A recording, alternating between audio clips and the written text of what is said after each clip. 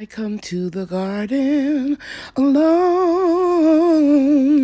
while the dew is still on the roses. And the voice I hear falling on my ears, the Son of God discloses. And he walks with me and he talks with me and he tells me I am his own.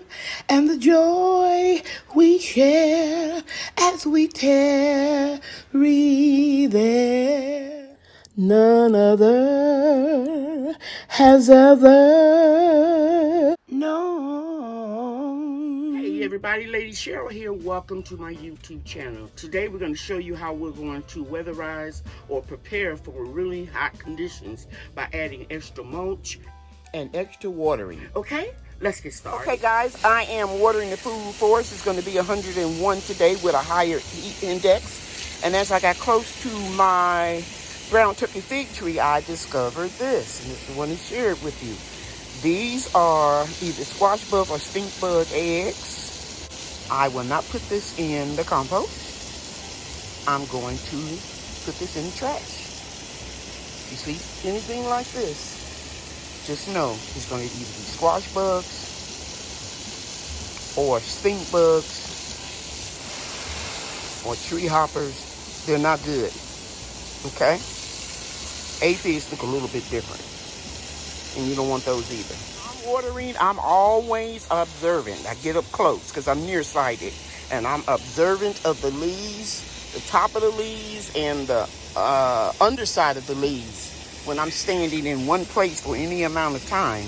And I'm so glad I found these today. Okay, guys, I am standing under shade cloth that I put over the top of this trellis and all the way extended across the top of the butternut squash raised garden bed, and I'm slowly watering it. You can see just a little water coming out of the hose, and I'm telling you guys, it feels like it is 10 degrees lower under the shade cloth. It really will lower the temperature. Okay, so thoroughly water and put shade cloths up anywhere you can. Don't worry about how it looks.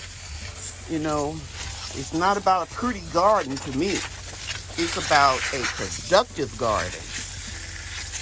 Okay, so thoroughly water, and put up as many shade cloths as you need. Now I'm going to show you some other areas where I have shade cloths, and I'm going to show you why I don't have to use as many shade cloths, because the food forest fruit trees are growing up so well and tall that they're offering shade to areas in the food forest where I would normally have to shade. Okay, so I think I've gotten this really well, this elevated raised garden bed, and they should be fine. And I've watered all over here real well. The only thing I need to do is pull this shade cloth a little bit further back here to cover the tops of those morning glories, because they'll burn up quickly. I want you to take a look at this herb gorilla cart that is full of herbs that are going to seed, except for the sage and the rosemary. And there's my little gecko, or a little garden lizard. And there's a bee or a wasp right there. But soon I'm going to pull everything in here except the sage and the rosemary, because they're perennials. And I'm going to harvest the seeds. See, the pods are developing. And I'm also going to dehydrate the good herbs in here. And I want to show you why I don't have to shade it. Because you see the peach tree extending over there and the sun glow nectarine over here. It's offering its shade in the front and the side and the back of the rain catchment system. So usually where I would have to shade this cart during 100+ temperatures, I no longer have to do it because I have to stoop down to get to the back door to the patio. Okay? So I just want to share that with you. Just keep growing your food forests. Your trees are going to get real big. Look at the trunk. Look at the trunk on here. I can't even encapsulate it with my wrist, with my whole palm. Okay? And there's another little lizard. See if I can get it. And that's a good thing, because it's eating up insects. See it? Yeah. It's eating up insects in my tree. And he hears the water and he doesn't want to get drowned in the water too. So it goes up to higher ground. Share this with you. Here are 2 pear trees. One's growing real tall. I cut it off to 5 feet. And then there's a dwarf one over here. And you can see that it is in a raised bed that has a lot of comfrey planting in it. And the reason why I'm showing you this is because this comfrey would not only fertilize the trees when I chop and drop it, but it also covers it like a living mulch to keep it cooler. And I've done the same thing over here with my hedge of figs. See how tall they're getting? But they're going out more vertical. Is that right? No, horizontal instead of more vertical and wide. And all down here again is comfrey. Let me go closer so you can see it. And I've got a few weeds I need to pull out of here. You see those plants going to seed? When it gets cooler, when it drops down to one day when it's about 95, 96 degrees, my grandchildren and I are going to chop it all down and just leave it on top of the plant to decay and to nourish the trees. And it acts as a living mulch. And we'll take some of that comfrey that we chop and drop and we'll cover up all over here in the prayer garden, as well as I have living mulch around this black mulberry tree.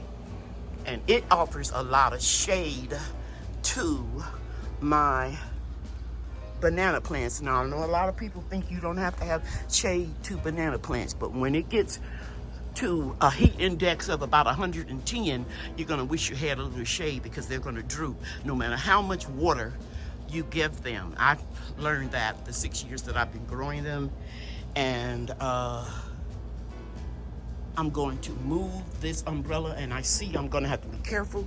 When I move it, I'm gonna need help because I can't pick up the 50-pound bags of sand.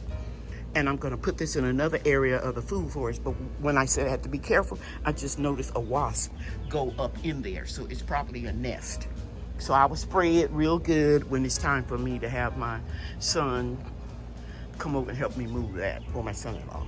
You can see right here where my 3 cherry trees are. Again, I have living mulch, comfrey, and then I have some that hasn't grown up as vigorously as this garden bed. These are 2 separate beds where there are 2 Red Haven peach trees and the Sun Glow nectarine. But we need to get this mulch to grow, so I'll probably put some more in here next fall. And then I have the lemongrass.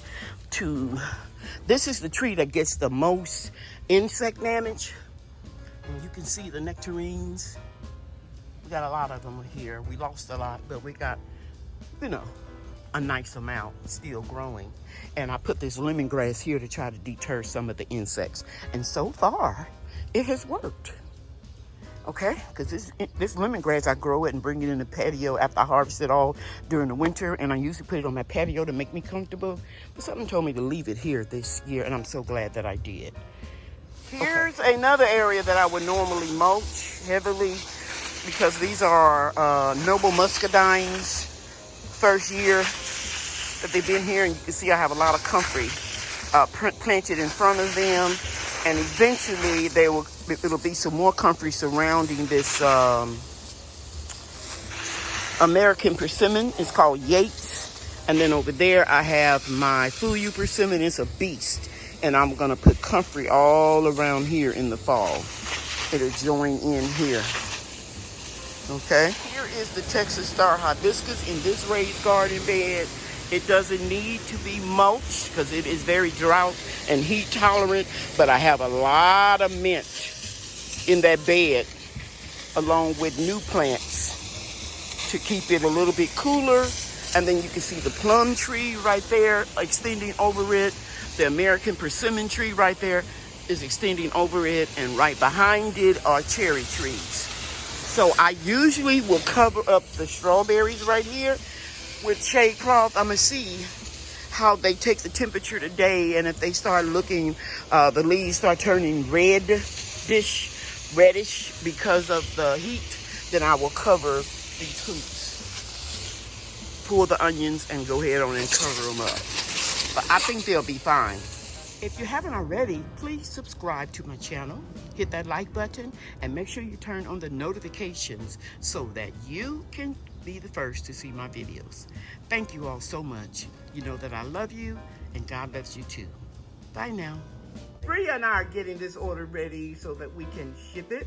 And we always take pride in our orders. Right, Bria? Yes. Okay. Bye, everybody. Bye.